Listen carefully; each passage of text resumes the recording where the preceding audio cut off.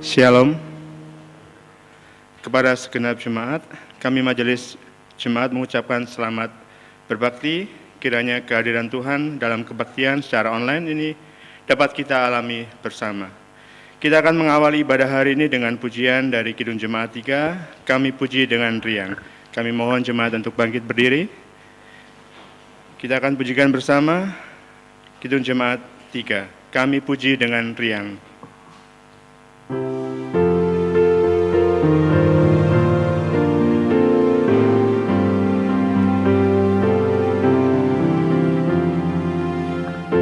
Kami puji dengan riang Dikau Allah yang besar, bagai bunga terima siang, hati kami pun mekar. Kau dosa dan derita, kebimbangan lalanya, sumber suka yang abadi, risi dan menyerah. Semuanya yang kau cipta memantulkan sinarmu, para malak atas surya naikkan puji bagimu. Padang hutan dan samudra, bukit gunung dan lembah, warga satwa bergembira, ngajak kami pun serta.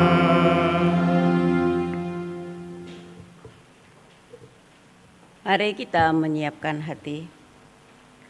Pertolongan kita adalah dalam nama Tuhan, pencipta langit dan bumi.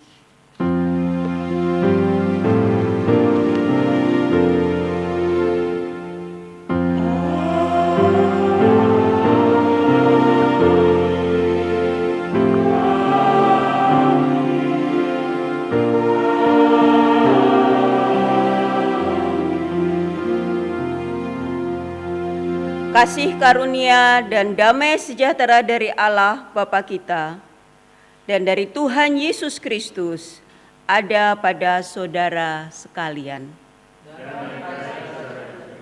Disilakan duduk.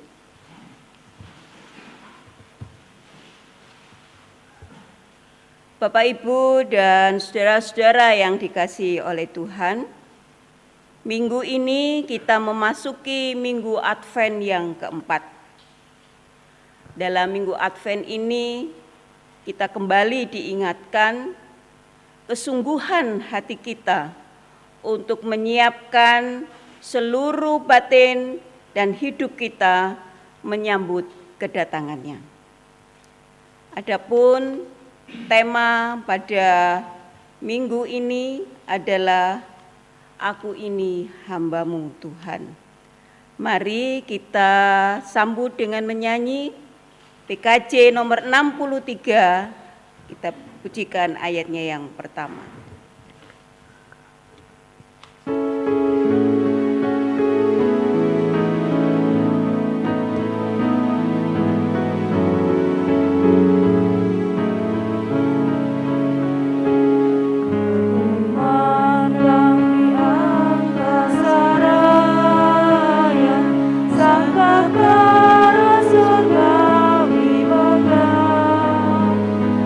Kegembiraan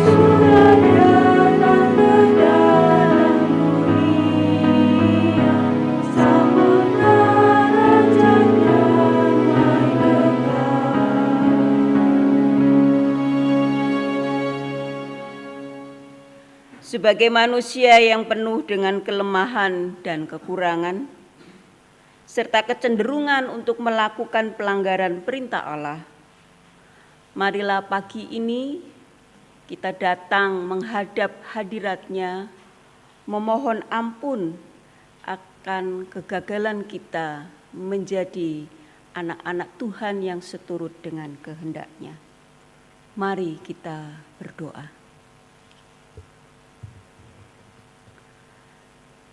Allah yang Maha Pengasih, kami naikkan syukur kepadamu sebab seminggu ini kami boleh lalui dengan baik. Allah yang Maha Pengampun, ampunilah kami ketika kami melalui perjalanan hidup seminggu ini penuh dengan kegagalan dan kekurangan. Allah yang Maha Pengasih, hanya kepadamu kami memohon ampun, dan bersihkanlah kami dari dosa-dosa kami, supaya kami layak menjadi anak-anak-Mu yang makin setia dan penuh kepasrahan diri. Di dalam Yesus Kristus kami naikkan doa pengampunan ini, dan dengarkanlah. Amin. Mari kita sambut pengakuan kita dengan menyanyi PKJ 49 ayat 1 dan 2.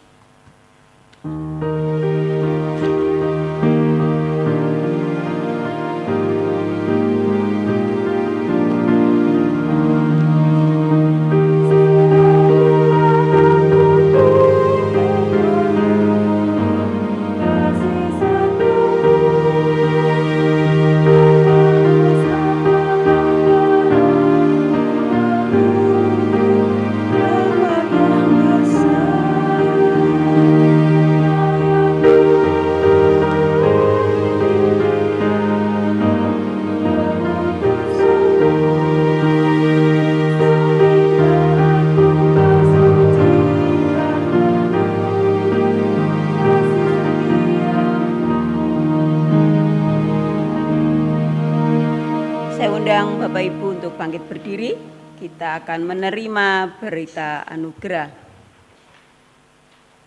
Berita anugerah terambil dari Efesus pasal 1 ayatnya yang ke-7 dan 8. Demikian tertulis di sana.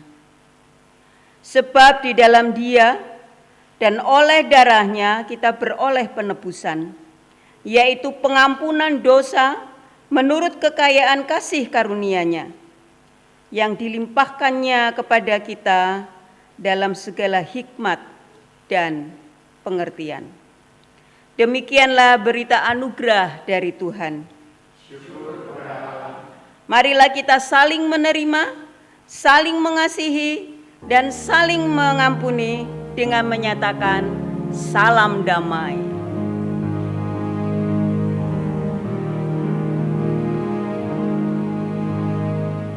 PKJ 184 kita nyanyikan dengan penuh sukacita. Nama Yesus termulia.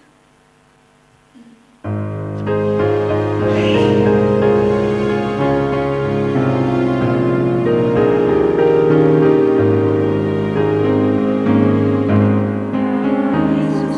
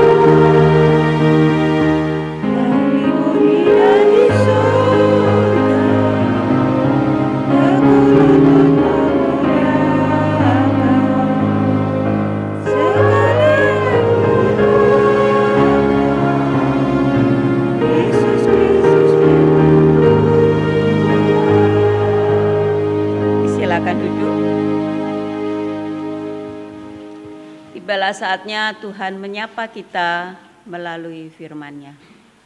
Mari kita menyiapkan hati untuk menerima firman Tuhan. Kita berdoa. Engkau sudah mengampuni kami. Engkau sudah memberi kami berita anugerah. Dan itu makin memantapkan kami menjalani hidup agar selaras dengan kehendak-Mu.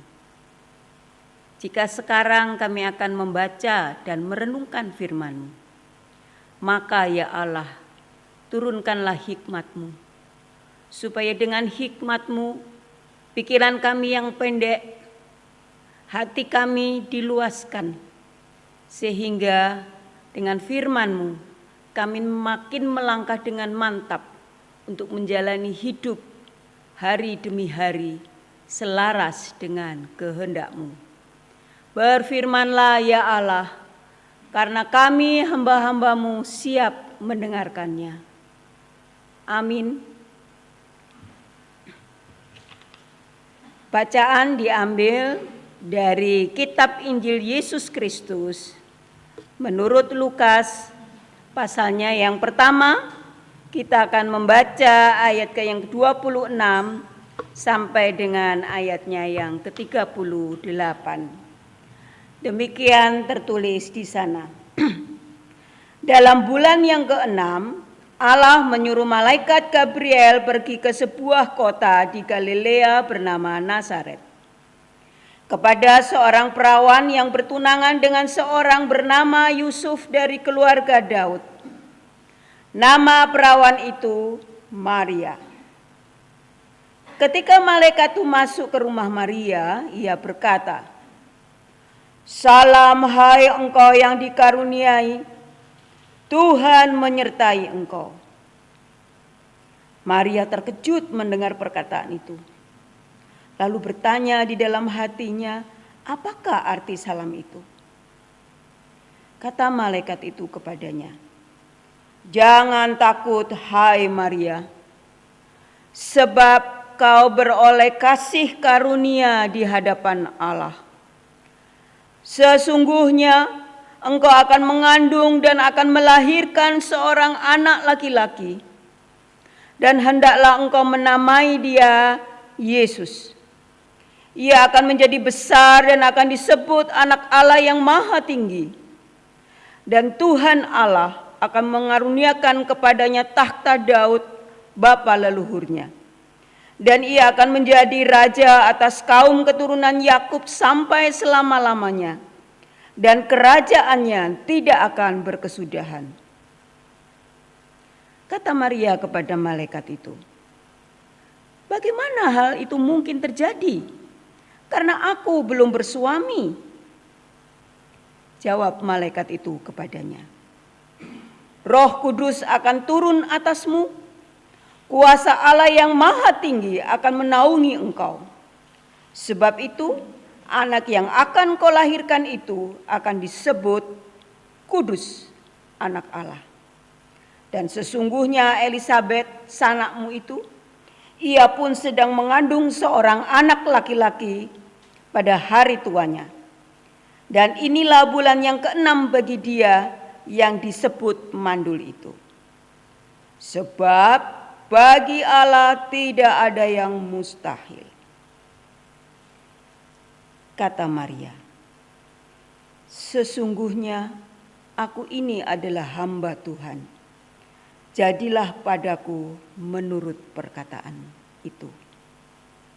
Lalu malaikat itu meninggalkan dia.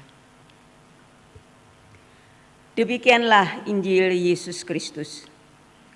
Berbahagialah mereka yang mendengarkan firman Allah dan yang memeliharanya. Maranatha.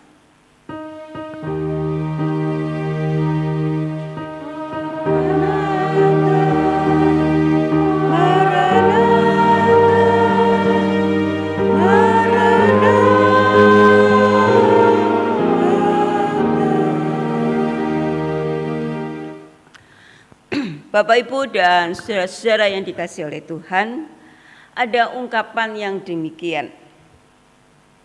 Keinginan itu seluas samudra, tetapi kebutuhan seluas perut. Apa artinya ungkapan ini? Ungkapan ini mau menunjukkan kepada kita bahwa keinginan manusia itu tak terbatas. Karena tak ada satupun manusia ini yang bisa mengukur dalam, lebar, dan tingginya samudra. Dan itulah keinginan manusia. Tapi kebutuhan manusia itu terbatas.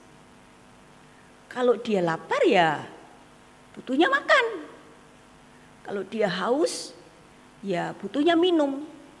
Tidak ada orang haus itu kemudian butuhnya nasi goreng, kemudian lauknya babi kecap. Ya tidak akan hilang hausnya. Jadi keinginan manusia itu sangat tak terbatas, tapi kebutuhan manusia itu paling kalau lapar dia hanya membutuhkan 2 atau 3 piring. Setelah itu dia tidak akan mampu lagi menampung, karena perut ini juga terbatas. Lalu sebetulnya apa yang salah dengan keinginan? Bukankah keinginan itu juga diciptakan sepaket dengan ketika Allah itu menciptakan manusia? Apakah manusia tidak bisa mempunyai keinginan atau tidak boleh mempunyai keinginan? Boleh, karena justru dengan keinginan itu manusia bisa bertahan hidup. Dengan keinginan itu manusia bisa berjuang untuk hidupnya. Dengan keinginan itu manusia belajar bertanggung jawab atas hidup pemberian Allah. Lalu bagaimana kita menyelaraskan keinginan yang seluas samudra itu? Mari kita belajar dari Maria. Bapak, Ibu, dan saudara-saudara yang dikasihi oleh Tuhan, sebagai manusia, tentu Maria itu berkeinginan. Kalau dia menikah, wah ini biasanya perempuan ini, kalau sudah pengen mau nikah itu rancangannya nanti kalau saya mau menikah ini nanti mau begini, mau begitu, nanti di gedung ini, nanti mau begini. Wah, banyak sebagai suami istri, calon suami istri. Wah. Maria tentu juga begitu. Sebagai perempuan yang sudah bertunangan, wah, dia kepingin juga perkawinannya nanti berjalan seperti pada umumnya. Beginilah, begitulah. Tapi kenyataannya ketika dia sedang mau menuju kepada perkawinan, di tengah-tengah itu malaikat Tuhan datang kepadanya dan mengatakan, engkau akan mengandung. Wow, engkau akan mengandung. Dia belum bersuami. Maka wajarlah ketika malaikat itu mengatakan kepadanya, engkau akan mengandung dan melahirkan seorang anak laki-laki. Terjadi pergulatan hebat di dalam batinnya, dan wujud dari pergulatan di dalam batinnya itu dia mengatakan demikian. Bagaimana hal itu terjadi? Karena aku belum bersuami. Wajar bukan? Belum bersuami kok mengandung. Buyarlah keinginannya yang wah nanti saya akan menikah begini-begini. Apalagi dia hidup, kenyataan yang tidak bisa dia tolak adalah dia hidup di budaya patriarkat, di mana laki-laki yang berkuasa. Dia akan mengandung, belum bersuami, dan sebagai perempuan dia pasti akan dikucilkan. Dia akan dibuang. Itu faktanya sebagai perempuan yang belum bersuami. Tetapi malaikat tahu apa yang menjadi pergumulan Maria. Maka dia memberikan bahan pertimbangan. Dan bahan pertimbangannya demikian. Elizabeth dulurmu itu, saudaramu itu, dia sekarang loh sedang mengandung 6 bulan. Di usia tuanya. Di usia di mana dia sudah tidak lagi menstruasi. Di mana masa haidnya sudah habis. Dia mengandung loh. Tidak ada yang mustahil bagi Allah. Lalu pergulatan batin Maria itu diolahnya. Aku kepingin menikah begini, tapi kenyataan di hadapanku aku akan mengandung. Keinginan dan kenyataan berhadapan.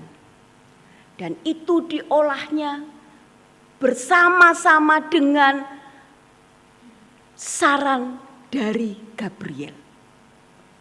Dan akhirnya yang keluar dari mulutnya adalah, sesungguhnya aku ini adalah hamba Allah. Jadilah padaku menurut perkataanmu itu. Inilah keputusan yang diambil oleh Maria, Bapak Ibu dan saudara-saudara yang dikasihi oleh Tuhan. Keputusan yang diambil berdasarkan keinginan dan kenyataan yang ada di hadapannya. Dan itu diolahnya lalu kemudian diselaraskan dengan apa yang akan terjadi di dalam hidupnya selanjutnya, selaras dengan kehendak Allah. Saudara-saudara yang dikasihi oleh Tuhan, disinilah kita belajar bagaimana kita menyelaraskan keinginan dengan kenyataan. Sama halnya kita beribadah saat ini di situasi COVID pandemi 19 ini. Keinginan kita beribadah berkumpul dengan banyak orang. Tetapi kenyataannya COVID-19 ini bukan angan-angan, ini real, ada, enggak kelihatan tapi ada. Maka kemudian kita mencoba menyelaraskan antara keinginan dan kenyataan, yang lalu kemudian kita coba selaraskan itu dengan apa kehendak Tuhan dalam peristiwa yang sedang terjadi ini. Dan itulah makna yang bisa kita ambil dalam bacaan kita pada pagi hari ini di masa Advent yang keempat ini. Tuhan mengingatkan kepada kita, oke, aku memberi engkau keinginan. Keinginanmu boleh seluas samudra. Tapi sadarlah bahwa keinginan itu akan berhadapan dengan kenyataan. Jika keinginan yang menang, lalu kemudian orang meniadakan kenyataan, yang terjadi banyak orang putus asa. Dan putus asa itu akibatnya macam-macam. Dan yang paling fatal ketika orang berputus asa adalah dia mengambil jalan pintas yang tidak selaras dengan kehendak Tuhan. Sebaliknya, kalau kita itu hanya berpatokan kepada kenyataan saja, orang bilang itu wis opo jare air sungai mengalir. Ikuti saja kemana air itu mengalir. Ya, kalau airnya itu kelewat jalan yang bagus, kalau airnya itu kemudian masuk ke jumbleng, masuk ke got gitu ya. Apa ya kita mau jegur di situ? Tentu tidak. Maka keinginan itu yang mendorong kita supaya kita tidak ikut arus. Keinginan itu yang membelokkan kalau ada kotoran kita belok. Keinginan itu kalau ada sesuatu batu yang akan terantuk kita belok. Supaya kita tidak terantuk, supaya kita tidak berada di kubangan yang penuh dengan kotoran.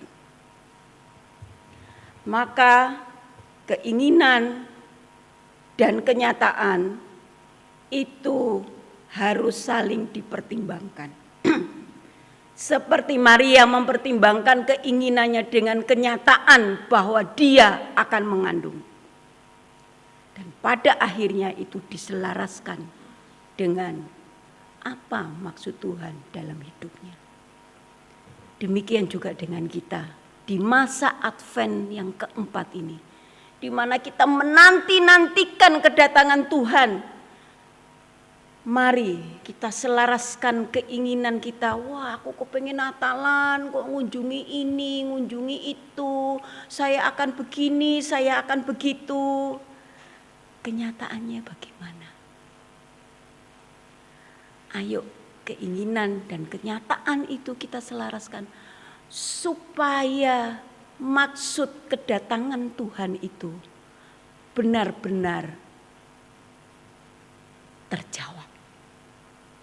Dan ketika kita bisa menyelaraskan antara keinginan dan kenyataan, maka disitulah akan timbul keikhlasan, akan timbul kerendahan hati di dalam menjalani hidup.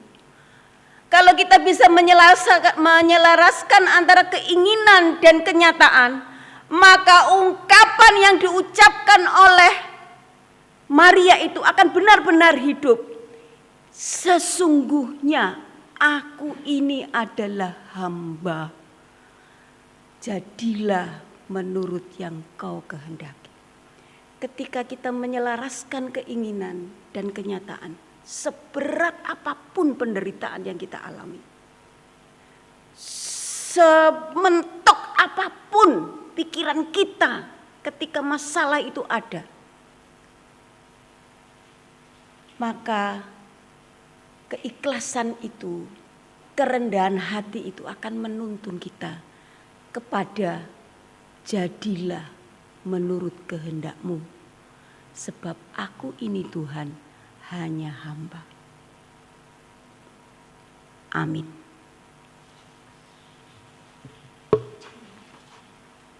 Saat teduh bagi kita.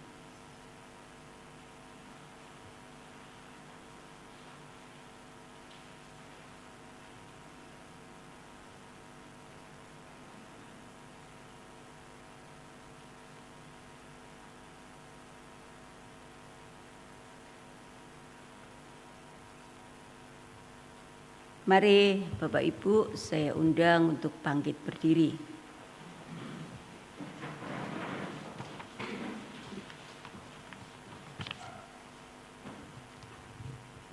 Marilah kita bersama dengan umat Allah di masa lalu, masa kini, dan masa depan, mengingat pengakuan pada baptisan kita menurut pengakuan iman rasuli. Aku percaya kepada Allah, Bapa yang Maha Kuasa, Khalik langit dan bumi, dan kepada Yesus Kristus, anaknya yang tunggal Tuhan kita, yang dikandung daripada Roh Kudus, lahir dari anak darah Maria, yang menderita sengsara, di bawah pemerintahan Pontius Pilatus, disalibkan, mati dan dikuburkan, turun ke dalam kerajaan maut.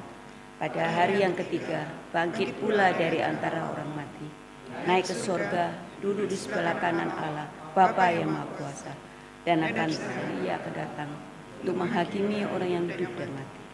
Aku percaya kepada Roh Kudus, gereja yang kudus, persekutuan orang kudus, pengampunan dosa, bangkitan orang mati, dan hidup yang kekal. Amin. Jemaat dipersilakan duduk.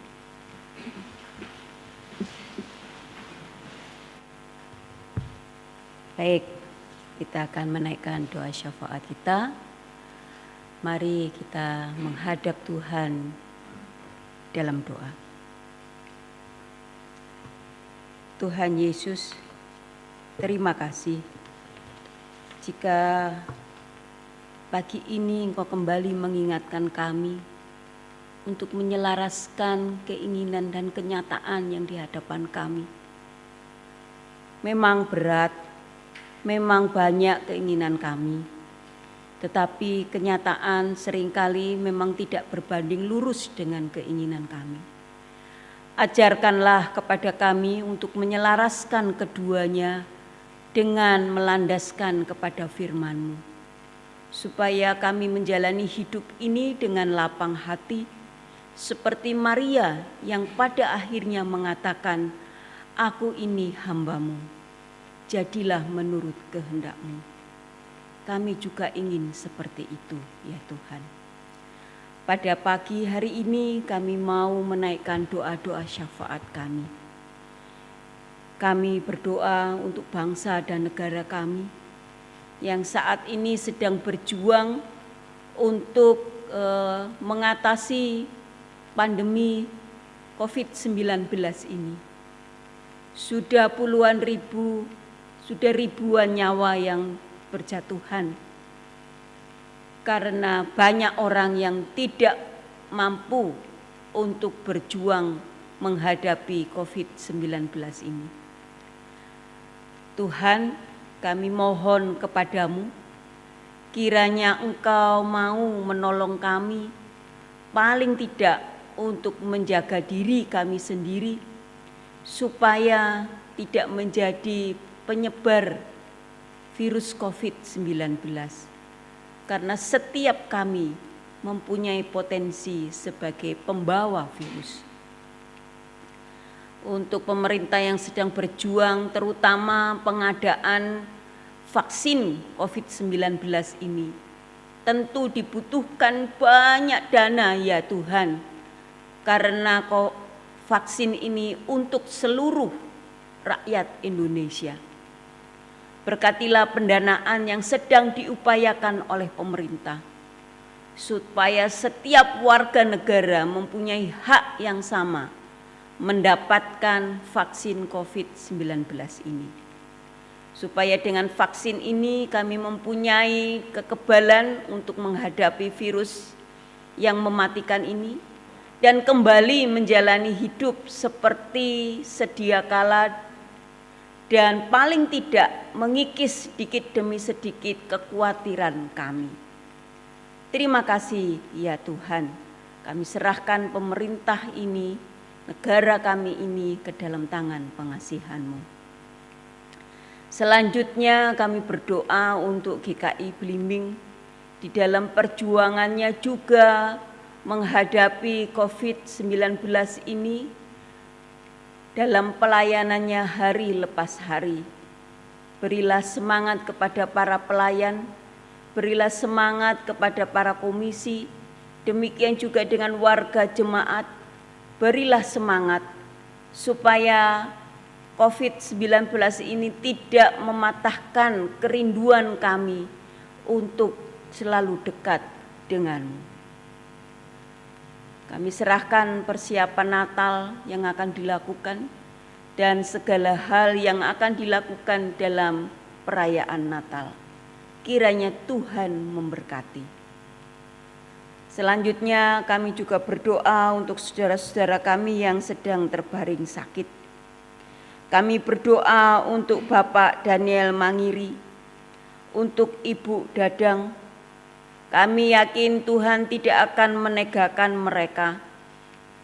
Kiranya Tuhan memberkati segala upaya yang sedang dilakukan, baik melalui perawatan medis, baik melalui obat-obatan, maupun perawatan yang diberikan oleh keluarga. Kiranya Tuhan memberkati usaha mereka. Demikian juga Tuhan memberkati usaha saudara-saudara kami yang sakit, yang tidak bisa kami sebutkan karena keterbatasan kami untuk mengingat mereka. Kami serahkan warga jemaat yang lain yang sedang sakit ke dalam tangan pengasihan-Mu. Kami juga berdoa untuk saudara-saudara kami yang sedang bergembira karena ulang tahun perkawinan, karena keberhasilan pekerjaan, karena rezeki lain yang mereka dapat. Kami serahkan mereka ke dalam tangan pengasihan-Mu. Biarlah syukur mereka sungguh-sungguh mereka naikkan, dan itu biarlah berkenan di hadapan-Mu. Demikianlah ya Tuhan doa kami yang kurang dari sempurna, yang kesempurnaannya hanya kami serahkan di dalam nama Tuhan kami Yesus Kristus yang sudah mengajar kami berdoa demikian. Kami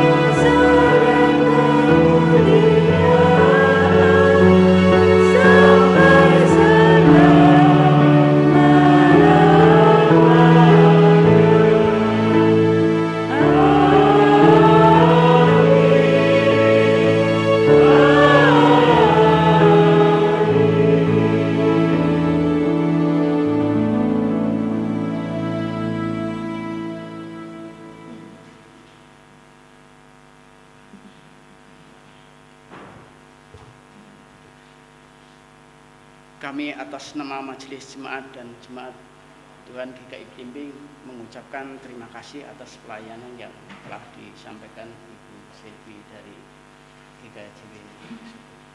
Tuhan memberkati. Terima kasih. Marilah kita memberikan persembahan kepada Allah dengan mengingat firman Tuhan dalam 2 Korintus 8 ayat yang ke-7. Maka sekarang sama seperti kamu kaya dalam segala sesuatu, dalam iman, dalam perkataan, dalam pengetahuan, dalam kesungguhan untuk membantu, dan dalam kasihmu terhadap kami. Demikian juga hendaklah kamu kaya dalam pelayanan kasih. Kita iringi dengan pujian dari NKB 199.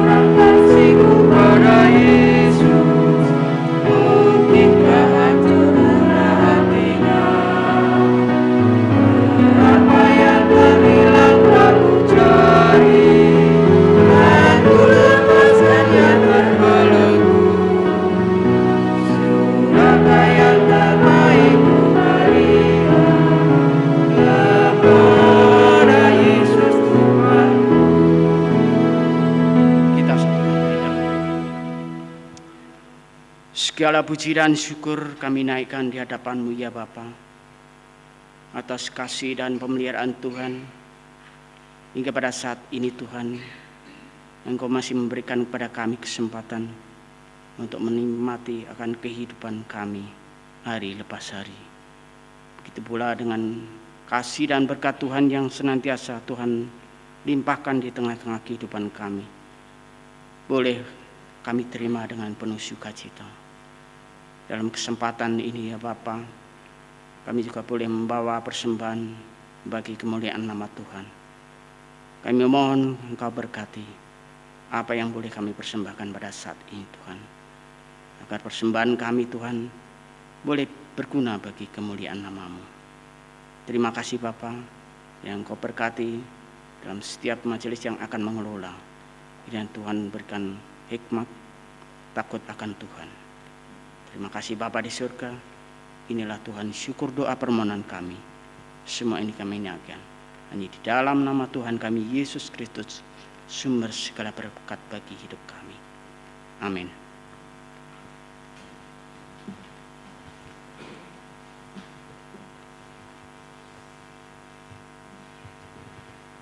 Marilah kita pulang, dan biarlah firman Tuhan pada hari ini untuk selalu terngiang di dalam hati, pikiran, dan langkah kita, bahwa keinginan dan kenyataan harus diselaraskan dengan kehendak Tuhan. Ku beroleh berkat. Kita nyanyikan dari NKB 196.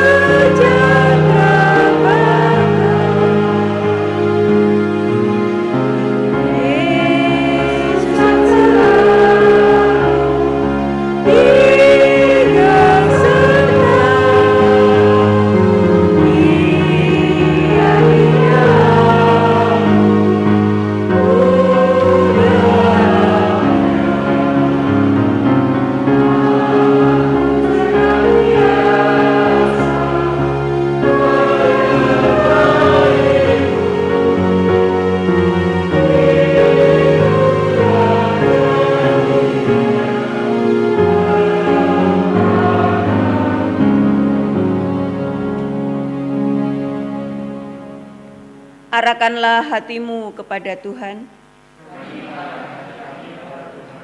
Jadilah saksi Kristus. Terpujilah Tuhan. Dan terimalah berkat dari Tuhan Allah melalui hamba-Nya. Tuhan memberkati dan melindungi kita.